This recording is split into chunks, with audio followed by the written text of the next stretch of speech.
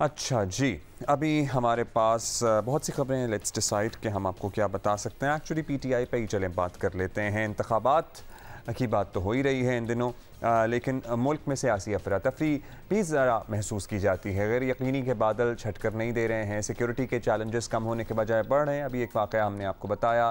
ताज़ा रिपोर्ट के मुताबिक 2022 के मुकाबले में 2023 में शिद्दत पसंदी के वाक़यात 17% बढ़े हैं। अमन व अमान की बिगड़ती सूरत हाल के बायस JUI इंतखाबात में ताख़ीर का मुतालबा कर रही है। 9 मई के वाक़यात ने तहरीक इंसाफ को कानूनी फंदे में कस रखा है। पीटीआई को कल मजीद परेशानी का सामना करना पड़ा जब पेशावर हाई कोर्ट ने इलेक्शन कमीशन का पीटीआई से बल्ले का निशान वापस लेने का 22 दिसंबर का फैसला बहाल कर दिया। मैं समझता हूं कि ये डिसीजन उजलत में दी गई है, लेकिन हम इंशाअल्लाह ताला इसके खिलाफ आज ही फैसला करेंगे। हम सुप्रीम कोर्ट ही जाएंगे इंशाअल्लाह ताला, और जितनी जल्दी सुप्रीम कोर्ट इसका फैसला करेगी ताकि स्टेबिलिटी भी आ जाए और ये वाजे हो जाए कि कौन सी पार्टीज इस इलेक्शन में पार्टिसिपेट करेगी। क्योंकि सुप्रीम कोर्ट तो कह चुकी है कि एक पॉलिटिकल पार्टी से उसका निशान लेना तो उस पॉलिटिकल पार्टी के डिसोल्यूशन के मुतरादिफ है।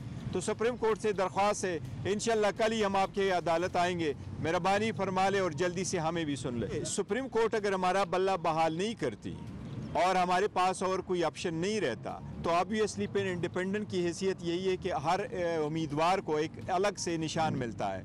देखो, इससे वोटर भी कंफ्यूज होंगे, डिसएनफ्रेंचाइज भी होंगे, सिस्टम जो भी जीतेगा उसमें डेमोक्रेसी की हार होगी। पीटीआई की मुश्किलात में कमी के बज़ाहिर कोई आसार नहीं। शायद यही वजह है कि पीटीआई के पास रहनुमा सियासी जमातों के दरमियान डायलॉग और मुफाहमत को वक्त की ज़रूरत करार दे रहे हैं। पीटीआई के सेनेटर शहजाद वसीम ने हालात को बेहतर बनाने की ज़रूरत पर जोर दिया कि इन तमाम चीज़ों को मलहूज़ खातिर रखते हुए हमें आगे की राह मुतय्यन करनी होगी।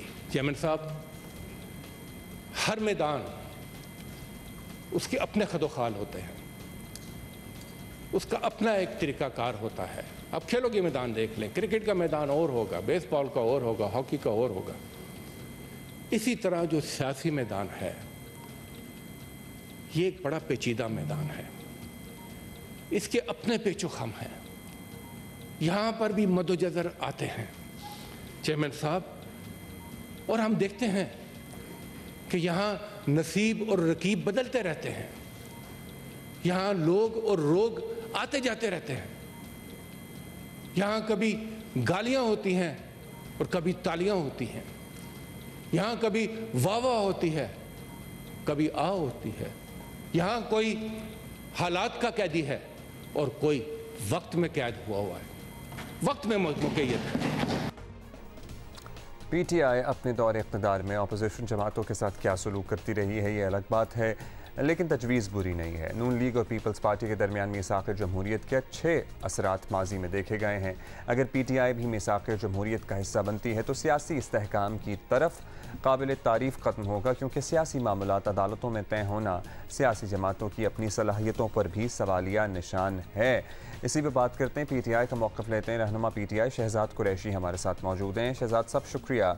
शहजाद साहब, जो बात सामने आई है वसीम साहब की तरफ से आगे बढ़ने के लिए डायलॉग ओपन करने की, क्या तहरीक इंसाफ में सब संजीदा हैं या ये उनकी इंडिविजुअल राय है? वाकई अब तैयार हैं कि सभी सियासी मुखालिफिन के साथ बैठ कर सियासी इंतकाम का सिलसिला बंद करने और मुल्क के लिए कुछ बेहतर करने के लिए सब अहद करें? देखिए, इंतकामी कार्रवाई की जहाँ तक बात है, जब हमारी हुकूमत थी तो हमने कोई भी इंतकामी कार्रवाई नहीं की थी। जो पहले के मुकदमात भी थे, पीपल्स पार्टी ने नून लीग पे और नून लीग ने पीपल्स पार्टी पे किए हुए थे। और चार्टर ऑफ डेमोक्रेसी, आपको अच्छी तरह याद हो कि ये तमाम जमातें उस वक्त बैठी थी। और अभी भी मैं ये कहना चाहता हूँ कि जमहूरियत के लिए, जमहूरियत को परवान चढ़ाने के लिए और इस मुल्क के अंदर हकीकी जमहूरियत के लिए और हकीकी आज़ादी के लिए मैं समझता हूँ कि पाकिस्तान तहरीक इंसाफ जो कुछ भी कर सकती है, जो कुछ भी करना चाहेगी, वो सिर्फ जमहूरियत की बेहतरी के लिए, उस मुल्क की बेहतरी के लिए हम हर वक्त हाजिर हैं। और हर वक्त हम ये चाहेंगे कि तमाम जमातें मिलकर इस मुल्क के अंदर हकीकी जमहूरियत पे काम करें। लेकिन देखिए, बात वहीं पे आ जाती है, करप्शन।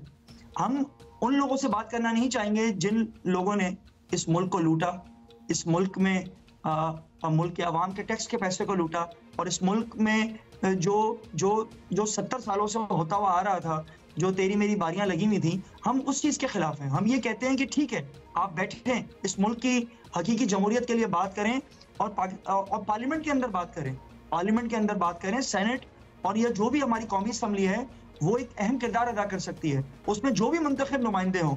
और इसके लिए मैं आपको साफ साफ एक चीज बता दूं, जब तक साफ और शफाफ इलेक्शन नहीं होंगे, जब तक हकीकी मायनों में यहाँ पर जमहूरियत नहीं आएगी और आवाम के नुमाइंदे नहीं आएंगे, उस वक्त तक मैं समझता हूँ कि मुझे कुछ भी होता हुआ नजर नहीं आ रहा। शहजाद साहब, इट्स कहीं भी आपने मामले को ठीक करना हो तो सबसे पहले सेल्फ रियलाइजेशन ज़रूरी होती है, और तहरीक इंसाफ सियासी इंतकाम और कार्रवाइयों की बात अपने सियासी मुखालफीन से करेगी तो वो सर्टनली आपको आपका दौर याद दिलाएंगे, and that would be an understatement कि हमने तो कुछ नहीं किया।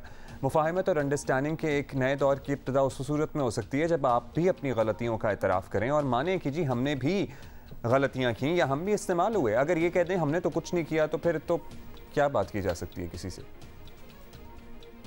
देखिए, हम भी फरिश्ते नहीं हैं, हमसे भी हो सकता है बहुत सारी गलतियां हुई हों, लेकिन मैं ये कहना चाहता हूं कि हमने अपने दौरे हुकूमत में, यानी पीटीआई के दौरे हुकूमत के अंदर, आप मुझे कोई एक इंतकामी कार्रवाई बता दें कि जो हमने अपने मुखालिफिन पे मुकदमात हमने किए, जो हमने उन पे केसेस किए। ये पिछले तमाम केसेस थे, मैंने आपसे कहा ना कि पीपल्स पार्टी ने नून लीग पे, नून लीग ने पीपल्स पार्टी पे, ये जो करप्शन के केसेस थे ये कोई 2018 के बाद के नहीं थे। अब जितने भी करप्शन के केसेस उठा के देख लें, वो 90 की दिहाई में, फिर 2000 के बाद जब परवेज मुशर्रफ साहब का दौर था, उस वक्त से लेके उसके बाद फिर पीपल्स पार्टी का दौर आया। अब उसमें देख लें मुकदमा ज्यादातर उसी वक्त के ही हैं। और देखें, सबसे इंपॉर्टेंट चीज ये है, अवाम का पैसा जो लूटा गया, मेरे और आपके टैक्स का पैसा जो लूटा गया, हम उसे माफ नहीं कर सकते, ना हमारे इख्तियार में ही है। ये अदालतों का काम है कि वो उस चीजों पर फैसले करें। लेकिन हम ये कहना चाहते हैं कि अगर आप चाहते हैं कि यहाँ पर जमहूरियत परवान चढ़े तो साफ और शफाफ इंतखाबात होना बहुत जरूरी है।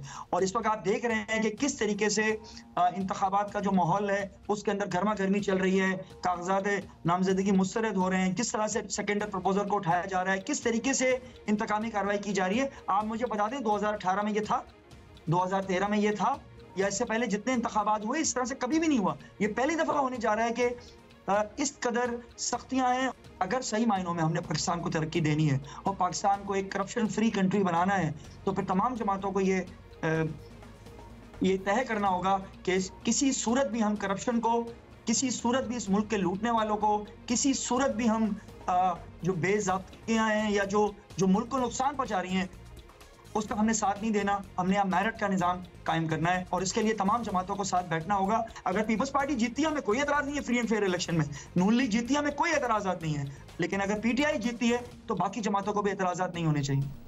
जी, आपके तहफ़्फ़ुज़ात में वज़न है, और अभी आप जो बात कर रहे हैं कि हमारे साथ इम्तियाज़ी सलूक बढ़ता जा रहा है, उस पर आप लोग अपीलें भी करेंगे, ट्राइब्यूनल्स में केसेस भी जाएंगे, आगे समातें भी होंगी, और इस बात से कोई इनकार नहीं कर रहा कि अभी पाकिस्तान तहरीक इंसाफ के लिए ज़रा हालात साजगार नहीं हैं। लेकिन एट द सेम टाइम 90 की दिहाई में राना सना पे हेरोइन के केस नहीं बनाए गए थे।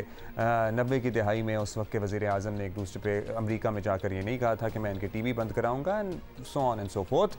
सो ऐसा नहीं है कि आपके दौर में ये सब कुछ नहीं हुआ। अब चलें आगे बढ़ते हैं, सियासी मैदान की बात कर लें तो बल्ले का निशान आपको पता है एक मरतबा फिर आपकी जमात से ज़रा दूर होता नज़र आ रहा है। ज़ाहिर कानूनी जंग लड़ेंगे ही, लेकिन अगर कामयाब ना हो पाए तो क्या प्लान है? क्या इस पर राज़ी हैं कि इलेक्शन आज़ाद हैसियत में लड़ना पड़े तो लड़ेंगे, या फिर तमाम जमातों को तमाम उम्मीदवारों को कोई भी और एक अलग निशान अलॉट कर दिया जाए, इसकी कोशिश करेंगे जो एक ही हो तमाम उम्मीदवारों के लिए? देखिए, पहले तो ये बहुत बड़ी ज्यादती होने जा रही है कि आप एक पाकिस्तान की सबसे बड़ी जमात से उसका निशान छीन रहे हैं। ये मेरी तो समझ में नहीं आ रहा कि इससे होगा क्या। आप बेसिकली वही वाली बात है, लेवल प्लेइंग फील्ड नहीं दी जा रही, और पीटीआई के साथ ही क्यों हो रहा है? कागजात नामजदगी पीटीआई वालों के क्यों मुस्तरद हो रहे हैं? किस तरीके से, मैंने आपसे कहा ना, सेकेंडर प्रपोजर जो उम्मीदवार आता है उसकी फैमिली को जिस तरह से हरासा किया जा रहा है, तो ये कहना कि आप निशान ले लें तो फिर बाकी पार्टी से भी ले लें, लेवल प्लेइंग फील्ड करें, बाकी जमातों से भी ले लें। ये मैं समझता हूँ कि इंशाल्लाह हमें उम्मीद है हमें अदालतों से इंसाफ मिलेगा। हमारी पार्टी की जो कोर कमेटी है, ये उसका फैसला होगा, एक निशान पे लड़ते हैं या दूसरे निशान पे जाते हैं। अभी मैं समझता हूँ कि 2 से 3 दिन के अंदर ये सारी सूरत-ए-हाल वाज़े हो जाएगी। लेकिन मैं ये समझता हूँ कि अगर ये चाहते हैं कि कोई इस इंतखाबात पे उंगलियां ना उठाए, तो हमें हमारा निशान वापस दिया जाए, अवाम को फैसला करें। देखिए, हम हम शुरू से ये कहते आ रहे हैं, हमारे चेयरमैन साहब भी ये कहते आ रहे हैं, कासिम के अब्बा भी ये कहते हुए आ रहे हैं कि आप हमें लेवल प्लेइंग फील्ड दें, आवाम को डिसाइड करने दें कि इस मुल्क का वज़ीर आज़म कौन होगा। मैं ये समझता हूँ कि जितना जल्दी इलेक्शन कमीशन का ये काम है, जितना जल्दी वो इंसाफ मुहैया करेंगे सबको दें। मैं तो कह रहा हूँ ये पीपल्स पार्टी के साथ भी ज्यादती नहीं होनी चाहिए, नून लीग के साथ किसी कोई की जमात के साथ नहीं होनी चाहिए, और अभी हो भी नहीं रही उनके साथ। ये सिर्फ और सिर्फ पीटीआई के साथ हो रही है, जिसकी हम सख्त मजम्मत करते हैं। बहुत शुक्रिया आपका शहजाद कुरैशी साहब। बस ये रियलाइजेशन तभी होती है जब हालात साजगार नहीं रहते। अभी किसी भी जमात को देख लें, we would not single out any party, चाहे वो पीटीआई हो, चाहे मुस्लिम लीग नून हो, ये रियलाइजेशन कि भाई अवाम फैसला करें, आज़ादाना जमहूरी इंतखाबात हों और कोई किसी के हाथ ना बांधे और कोई किसी के हाथ बांध कर अकेला ही कुश्ती में लड़कर अपने आप को सूरमा ना समझें। जब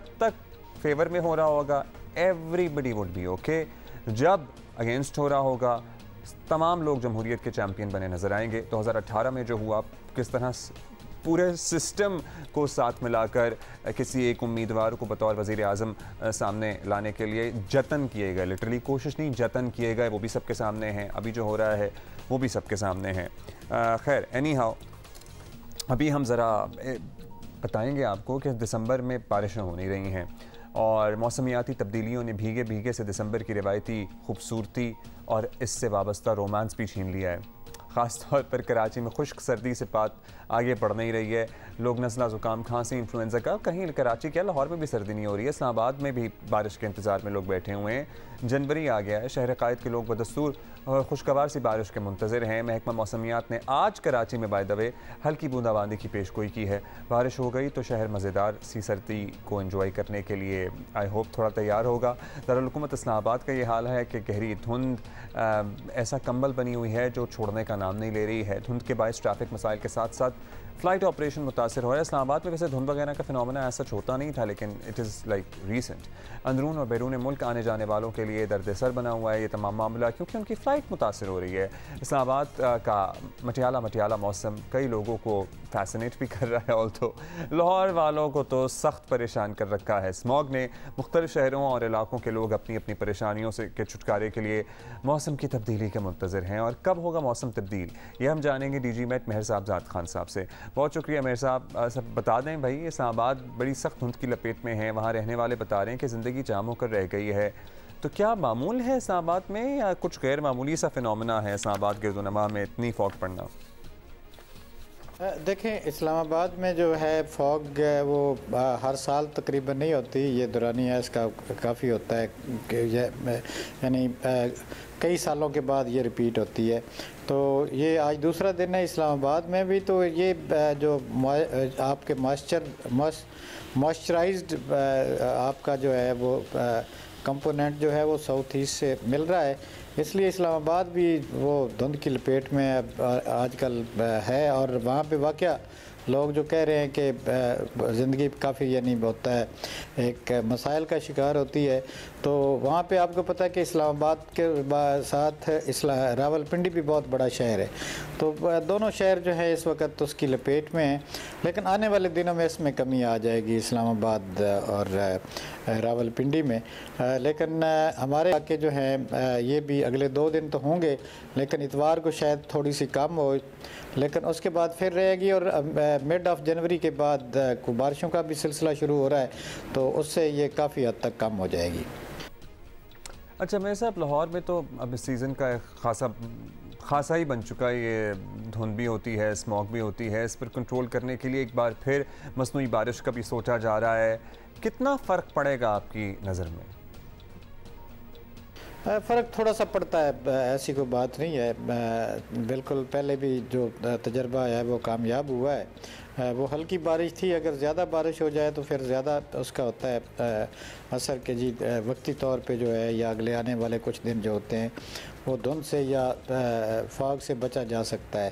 तो इंशाल्लाह अगर दोबारा ज़रूरत पड़ी तो हम तैयार हैं।